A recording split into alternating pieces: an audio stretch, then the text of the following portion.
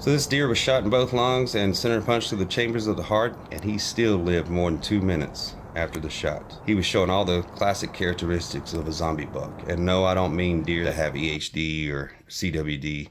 This is a term that's used in the tracking community. This is something common among bucks during the peak of the rut. This doesn't affect does. I've tracked deer that were shot in the liver and both lungs, lacerated the heart, didn't get into the chambers of the heart, but it lacerated the heart. I tracked a deer that went almost a mile with those injuries. And that's what's characteristic about a zombie buck. Same injuries, same shot placement, shot location, etc. In September would, kill that deer pretty quick.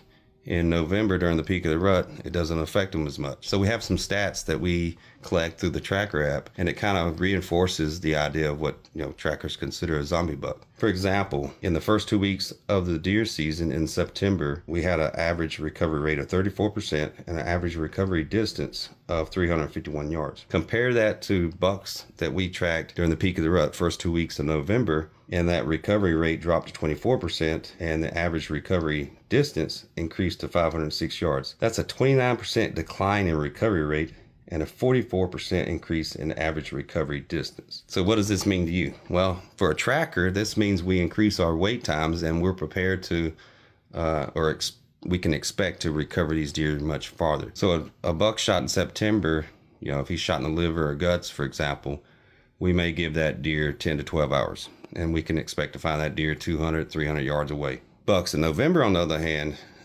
we increase our wait time, sometimes double it, up to 24 hours.